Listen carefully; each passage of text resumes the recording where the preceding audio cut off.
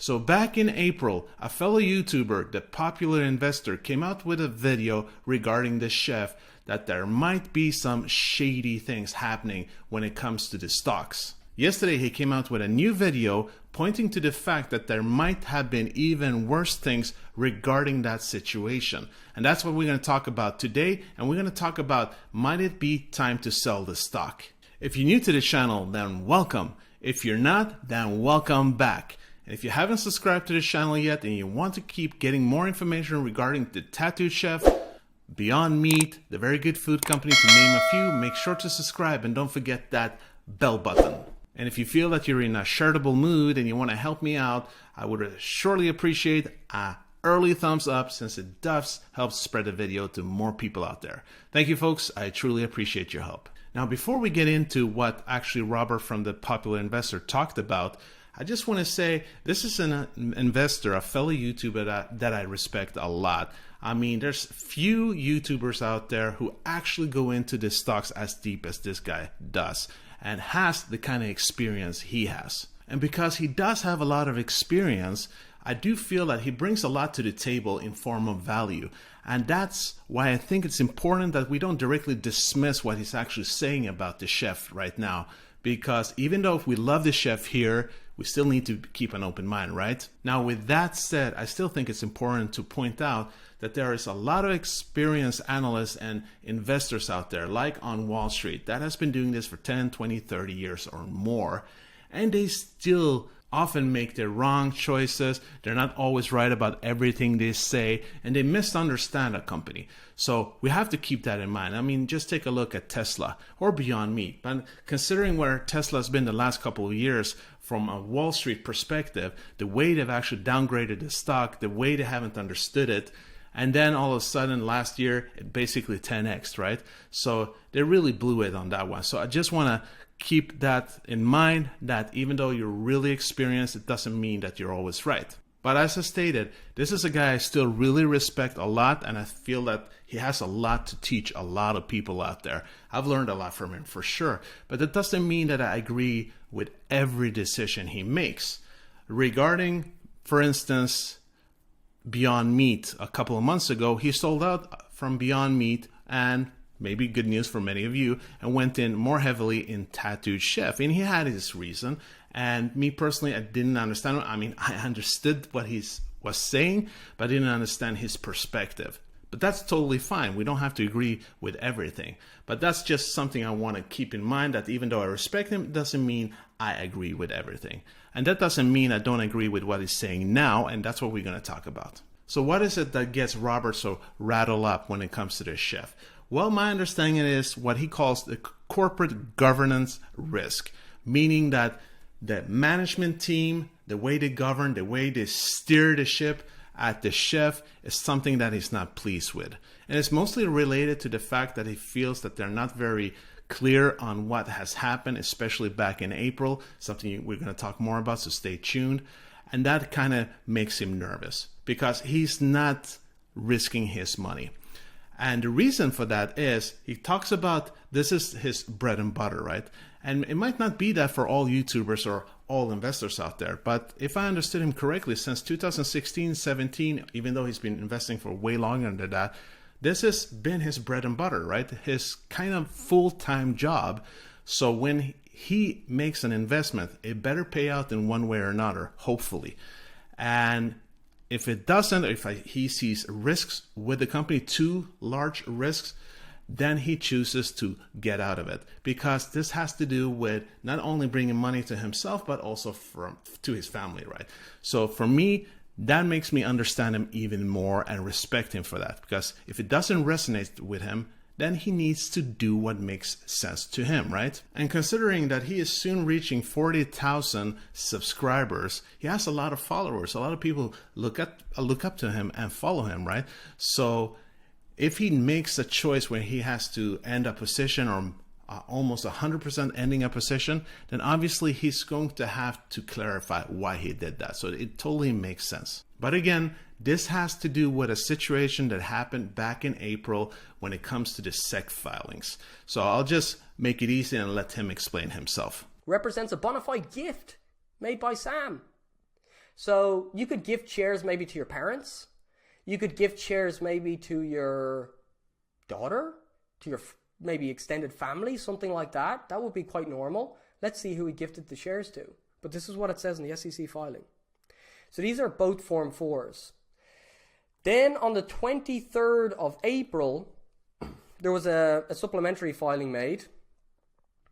As you can see here, this was on the 23rd of April, 1 week later. And this gives us more information. This is where the shady activity becomes more apparent.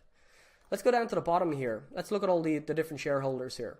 So at the bottom you have William Harrison, you got Grant Garbez, you got Daniel Williamson, you got Jeff Garth, you got Ellis Wasson.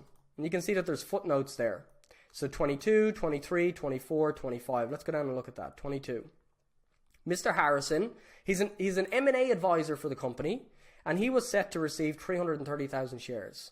And by the way, cherry on top from the very generous CEO, he's going to give him an extra 150,000 shares for $10 per share, I'm assuming, but I think it makes sense in a moment. Then we have Garbez over here, and Garbez, he gets 495,000 shares, but he also gets another 150,000 shares from Sam. Very generous CEO. I wish I worked for this guy. I really do. Might get a free 100,000 shares. Who knows? Well, these weren't free, but you'll see there are some free ones in a moment. So both of those are M&A advisors. Garbez and Harrison are M&A advisors. Then you have footnote 24, transferred from Sam to Mr. Williamson. He's a director of the company, but he's not just any director. He's an independent director. He's not too independent anymore. So as you can see here, you've got non-employee directors. So we have independent directors. Let's scroll down here. Oh, there's Daniel Williamson, an independent director. He got 250,000 shares for $10 per share, as we can see here from the Form 4. So for those of you that don't know, a Form 4 is a change of beneficial ownership. Who's a beneficial owner?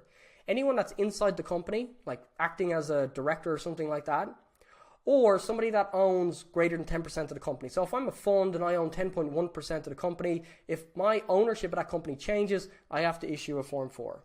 So that's essentially what it is. So right away we're looking at this, and we've got an independent director, is not really independent anymore. We've got two M&A advisors, got a bonus off the boss, Sam. And then the other one, who's the other one? Who's the last person that got some shares? Ellis Wasson. Who is he? He got 500,000 shares. Let's go down to the very end here. On April 15th, this is all on the same day. On April 15th, Sam Galletti, our CEO, transferred 500,000 shares of common stock to Ellis Wasson, who was a partner at whatever that firm is, counsel to the company. So wait a second. He gave 500,000 shares to the attorney for the company. It's not a gift to his family. It's not a gift to his extended family, not his daughter, not his parents, to the attorney of the company. A gift. So in yesterday's update I said, well, that could be seen as tax evasion. Maybe he's gifting shares to avoid paying tax. Or maybe it's bribery. Who knows? We don't know.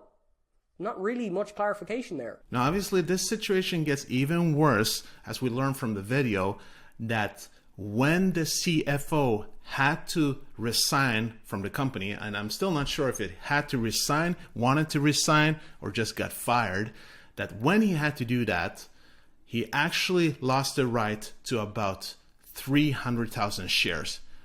Basically 290,000 shares, which would be worth today around $6 million. He would have to give that up. And when he did that, when he resigned, and the reason, according to the popular investor, is that probably he's a decent guy and he felt that this whole deal was shady, so he refused to sign. And what happened then obviously is that when he resigned, then Stephanie Diekman, who is the former Chief Operating Officer, I actually think she still is, and if my understanding is correct, she has been the CFO before.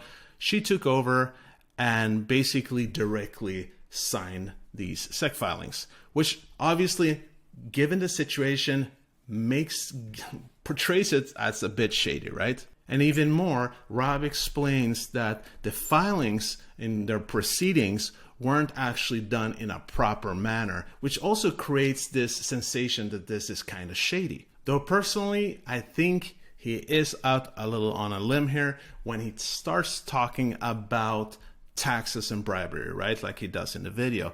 that he says, because we don't know, he's wondering, especially the situation where the CEO apparently as a gift gives away 500,000 shares to an attorney. And now was this to be able to avoid taxes, or could it be seen as some form of bribery? Granted, Rob says that we don't know, that he needs clarification, but it gets a little tricky there, I think, when he actually talks about this kind of things, because that's to some extent starting to accuse someone. And also in another situation where he basically states, I wish I worked for this guy, I might get a free 100,000 shares. That kind of also gives the impressions that the CEO of Sam Galletti is kind of a shady guy, right? I'm not sure that's Rob's meaning, that was the point he was trying to make, but that is actually basically what he's saying, even though he might try to be funny, right? But obviously I have to ask myself, when it comes to Sam Galletti, right, this guy is not dumb, right? What is going on here?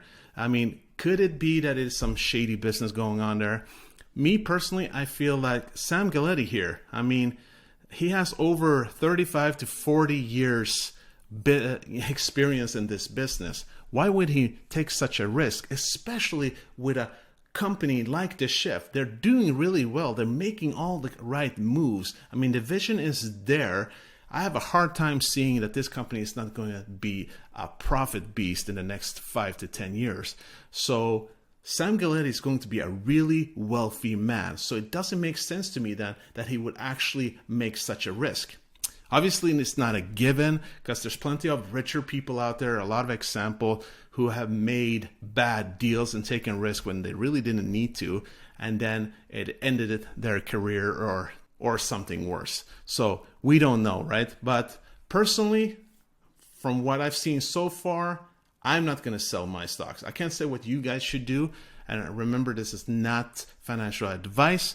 But again, I need to have more information before I can make a choice there. But all in all, I must say I do agree with Rob in many ways that we need more clarification on this, like what is going on, what actually happened.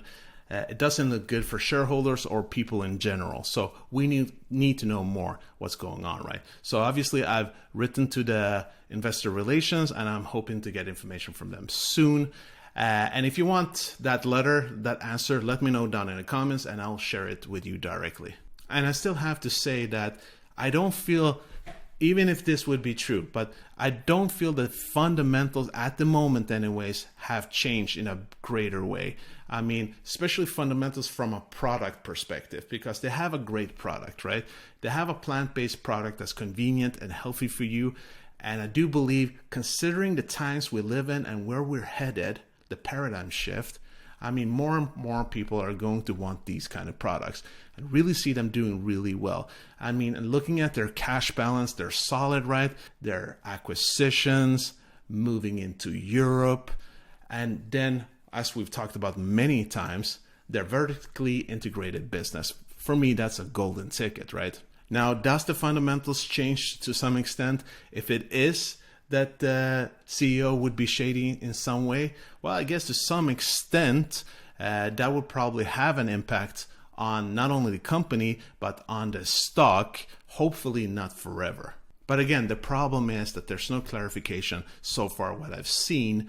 I'm hoping that there isn't any bigger problems, that this is just some misunderstanding. I also, in the end now, want to point out that I feel that Rob doesn't deserve the kind of hate he seems to have gotten, because my understanding is that this video we see here is actually the second video that came the day after. It came yesterday, but actually he came out with a video the day before. I remember when it came out, I was going to start watching it. And then I thought, okay, I'll wait a little later. And then it disappeared. And he actually explains why that is. And it is because he got a lot of hate, it seemed. And he didn't feel it was worth it.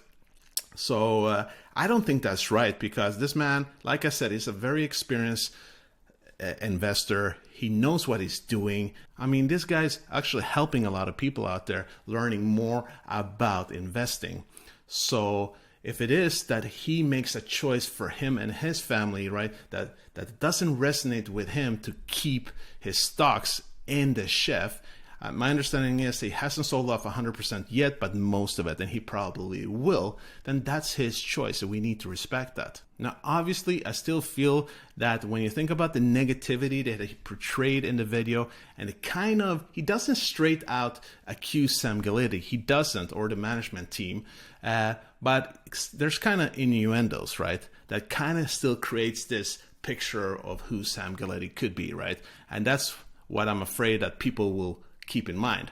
So that's the thing I'm not that happy about, but I feel that's his choice, right? It's his channel. But all in all, I do really respect this guy, and I do think he provides a service to a lot of people out there. He's bringing the value to a lot of people for sure. But I am really interested to hear what you folks think. Is there some shady business going on with the chef? Let me know in the comments. Let's talk about it. Well, that was it, folks. I truly hope you got a lot of value from today's video. And if you did, make sure to smash that like button and help me out. And if you want to keep getting more information regarding the chef and other plant-based companies out there, make sure to subscribe. And especially comment now if you want that letter that I'm hoping to receive soon. All right, don't forget that bell button. And as always, I truly appreciate your help, guys. Really, thank you. But don't forget, this was not financial advice. These were just my own thoughts and opinions. It's important that you do your own due diligence and invest safe. Now, I really hope you're going to have a smashing Thursday, and I will see you really shortly. Peace out.